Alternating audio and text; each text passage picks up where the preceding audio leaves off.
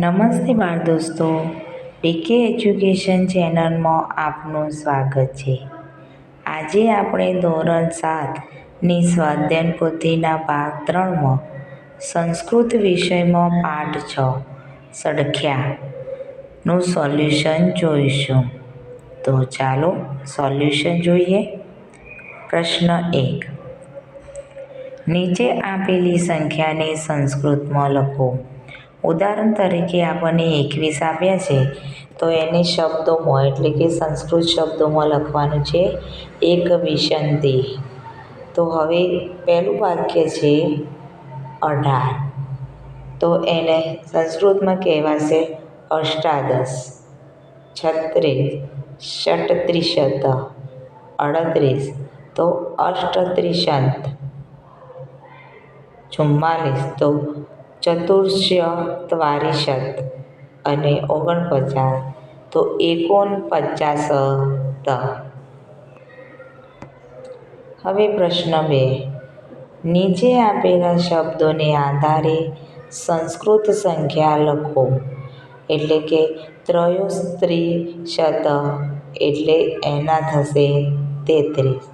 એવી રીતે ષોડશ એટલે એના સંસ્કૃતમાં આ રીતે લખાશે 16. નવવિંશતિ એટલે 19. ત્રિશત એટલે 30. એકચત્વારિંશત એટલે 41. અને પંચાશત એટલે 50. પ્રશ્ન 3. નીચે આપેલ સંખ્યાને ચડતા ક્રમમાં લખો. તો અહીં આપણને સંખ્યા આપેલી છે કૌંસમાં શબ્દોમાં. અષ્ટચત્વારિંશત સપ્તદશ, એકત્રિશત 60, ત્રિચત્વારિંશત એકવિંશતિ 4, ચતુર્વિંશતિ એકાત્રિશત એકાદશ અને છેલ્લે એકાવિંશતિ. બરાબર. તો અહીંયા આપણે દરેક શબ્દને અહીંયા ચડતા ક્રમમાં ગોઠવ્યા છે. તો ચડતા ક્રમમાં પહેલાં નાનો આવશે એટલે ચત્વારી, બીજા નંબરે આવશે ષટ, ત્રીજા નંબરે એકાદશ, ચોથા નંબરે સપ્તદશ, પાંચમા નંબરે વિંશતિ, છઠ્ઠા નંબરે એકવિંશતિ, સાતમા નંબરે ચતુર્વિંશતિ, આઠમા નંબરે એકાત્રિશત, નવમા નંબરે ત્રિચત્વારિંશત અને 10મા નંબરે અષ્ટચત્વારિંશત. અહીંયા બાળ દોસ્તો ચડતા ક્રમમાં ગોઠવેલા છે. હવે પ્રશ્ન 4. યોગ્ય વિકલ્પ પસંદ કરી ખાલી જગ્યા પૂરો. ઉદાહરણ તરીકે પાંડવા ખાલી જગ્યા સંતિ. તો અહીં આપણને વિકલ્પ આપેલા છે A, B, C અને D. એમાં આપેલું છે શતમ, બીમાં આપેલું છે પંચ, સીમાં આપેલું છે ત્રીણી અને ડીમાં આપેલું છે પંચાશત. તો પાંડવો જવાબ આવશે પંચ. એટલે હવે આપણે પહેલું લઈશું કે 23 રૂપકાણી વત્તા 27 રૂપકાણી બરાબર ખાલી જગ્યા રૂપકાણી ભવંતી 23 + 27. તો પંચદશ. એમાં આવશે પંચદશ, બીમાં છે પંચવિંશતિ, સીમાં છે પંચત્વારિંશત અને ડીમાં છે પંચાશત. તો જવાબ આવશે ડી 50. હવે બીજો એકમ એકાદશ એકવિંશતિ ખાલી જગ્યા એકચત્વરિંશત. તો 1, 11, 21, 31 ને 41 થાય. તો એમાં છે એકાશિતિ, બીમાં છે એકત્રિશત, સીમાં છે એકોનવિંશતિ, ડીમાં છે 1 પંચાશત. તો જવાબ આવશે બી 1/3. હવે ત્રીજું, શિવસ્ય નેત્રાણી ખાલી જગ્યા સંતિ. તો એમાં છે એકમ, બીમાં છે દ્વિ અને સીમાં છે ત્રીણી. તો જવાબ આવશે સી ત્રીણી. હવે ચોથું, સપ્તશૃલાનો પાદ ખાલી જગ્યા સંતિ. તો એમાં છે અષ્ટાદશ, બીમાં છે અષ્ટાત્રિશત, સીમાં છે અષ્ટાવિંશતિય અને ડીમાં છે ચતુર્દશ. તો જવાબ આવશે અષ્ટાવિંશતિ એટલે કે સી. પાંચમું છે પેટિકાયા પંચ ફલાની સંતિ તર્હિ પંચ પેટિકાસુ ખાલી જગ્યા ફલાની ભવિષ્યતિ. તો એમાં છે પંચદશ, પંચવિંશતિ, પંચત્રિશતિ અને પંચચત્વારિશત.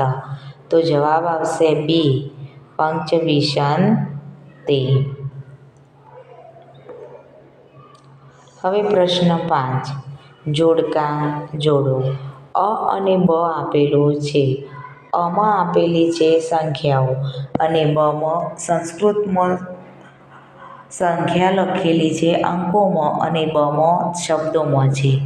તો પહેલું છે 13, બીજી છે 39, 26, 47 અને 43. આ બાજુ કમાં આપેલું છે કે નવત્રિશત, ષડવિંશતિ, ત્રિચત્વારિશત, ત્રયોદશ અને સપ્તચત્વારિશત.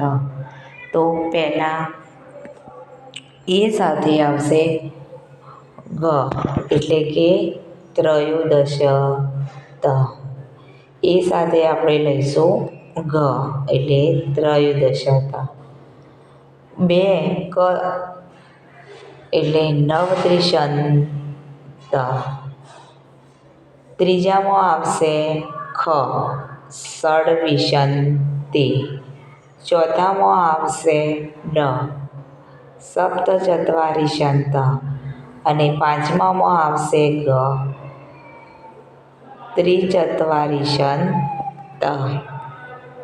હવે પ્રશ્ન 6, ગણતરી કરી ઉદાહરણ મુજબ લખો.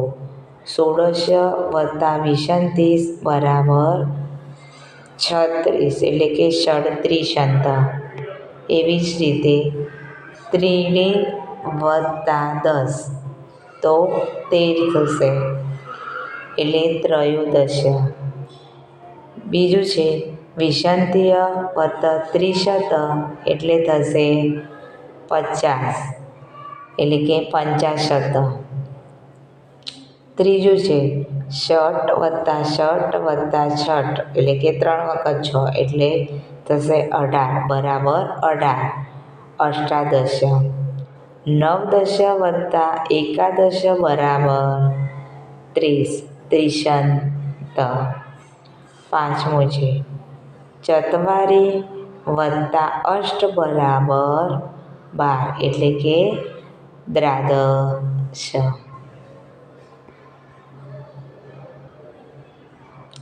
દ્વાદશ કદલીફલાની પંચ ફલાની ઉપનેવ. તો હવે અહીંયા પ્રશ્ન કે નીચે આપેલા પ્રયોગના ઉત્તર સંસ્કૃત ભાષામાં પ્રશ્નોના ઉત્તર સંસ્કૃત ભાષામાં લખો. તો અહીંયા પ્રશ્ન 1 છે કે પંચ આમ્રફલાના મૂલ્ય કતિ રૂપકાણિ. તો અહીંયા આપેલું છે પંચ આમ્રફલાના મૂલ્ય અહીંયા આપણને આપેલું છે. તો પંચ આમ્રફલાનું મૂલ્ય 25 રૂપકાણિ. હવે પંચદાળિમસ્ય મૂલ્ય કતિ રૂપાણિ. તો પંચદાળિમસ્ય મૂલ્ય 50 રૂપકાણિ. ઉપનેત્રસ્ય મૂલ્ય કતિ રૂપકાણિ. તો ઉપનેત્રસ્ય મૂલ્ય 45 રૂપકાણિ. તાલસ્ય મૂલ્ય કતિ રૂપકાણિ. તો તાલસ્ય મૂલ્ય 20 રૂપકાણિ. અહીંયા દરેકનું મૂલ્ય આપેલું છે. પંચનારગફલસ્ય મૂલ્ય કતિ રૂપાણી? તો પંચનારગલસ્ય મૂલ્ય 30 રૂપકાણિ. હવે પ્રશ્ન 8. અહીં બાળકોને પરીક્ષામાં મળેલા ગુણ આપેલા છે. તે જોઈને નીચે આપેલા પ્રશ્નોના જવાબ લખો. તો અહીંયા રમેશનો ગુજરાતીમાં, જેમાં આખા ગુજરાતી, ગણિત, અંગ્રેજી, હિન્દી, વિજ્ઞાન, સામાજિક વિજ્ઞાન અને સંસ્કૃતના માર્ક્સ રમેશ, જૈનિલ અને હરેશના આપેલા છે. પહેલો પ્રશ્ન. રમેશ ગુજરાતી વિષયે કતિ ગુણાન પ્રાપ્તવાન? તો રમેશને ગુજરાતી વિષયમાં કેટલા માર્ક્સ હતા? તો આ રહ્યો એનો જવાબ. રમેશ ગુજરાતી વિષયે 35 ગુણાન પ્રાપ્તિવાન. પછી છે જૈનિલ વિજ્ઞાન વિષયે કતિ ગુણાન પ્રાપ્તવાન? તો જૈનિલ વિજ્ઞાન વિષયમાં, તો અહીંયા આપેલા છે 36. તો જૈનિલ વિજ્ઞાન વિષયે 36 ગુણાન પ્રાપ્તવાન. હરેશ હિન્દી વિષયે કતિ ગુણાન પ્રાપ્તવાન? તો હરેશ હિન્દી વિષયે 28 ગુણાન પ્રાપ્તવાન. ચોથો પ્રશ્ન. સંસ્કૃત વિષયે કઃ સર્વાધિક ગુણાન પ્રાપ્તવાન? તો સંસ્કૃત વિષયે જૈનિલ સર્વાધિક ગુણાન પ્રાપ્તવાન. અને પાંચમો છે કે સામાજિક વિજ્ઞાન વિષયે કઃ સર્વાધિક ગુણાન પ્રાપ્તવાન? તો સામાજિક વિષયે હરેશ સર્વાધિક ગુણાન પ્રાપ્તવાન. બાળ દોસ્તો, જો તમને આ વિડીયો પસંદ આવ્યો હોય તો લાઈક, શેર અને સબસ્ક્રાઈબ કરવાનું ભૂલતા નહીં.